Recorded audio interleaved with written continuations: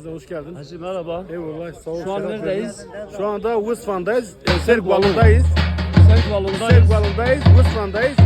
Vılvara'nın kutlamasını yapıyoruz. Yemek Yemeğe geliyor. Yemeğe Biraz da hazır. hazır mı? 200 tane keçi kestik. maşallah. O da geliyor.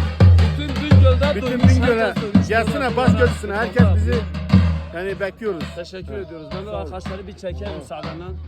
Bunlara çek. Bunlar Almanya'ya gelmiş. Mehmet ya böyle bir Sıdık Mahmut. Vay maşallah.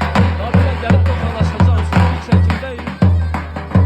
Bu çekimi TRT5'te yayınlayacağız. Ama şeyde de yayınlayacağız. Show TV Avrupa. Orada da yayınlayacağız. Halim abi hoş geldin. Muhtarım burada. Aynen. Şimdi tekrar başa geleyim.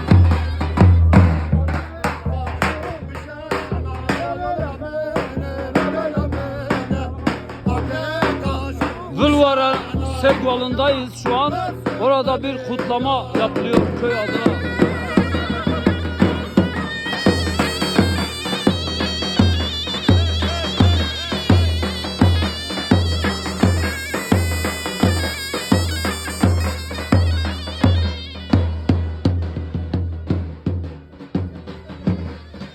Değerli hocam zaten tanınan bir insan. Sadık abimiz burada. Şeref verdiniz. Hoş geldiniz.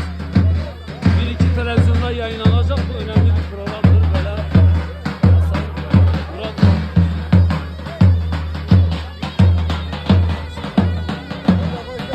Vılvara'dayız, Sergval'ındayız. Evet. Teşekkür ediyoruz. Burada bir kutlama var. Turan burada. Gözüm Sırkazan. Allah'a kurban.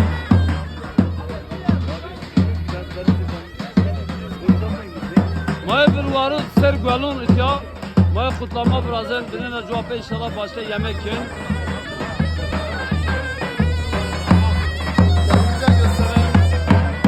Ha sen de beni göster. Böyle bu şekil.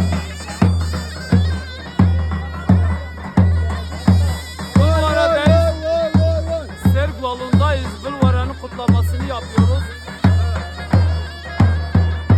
Tamamdır. Ben de seni çekeceğim.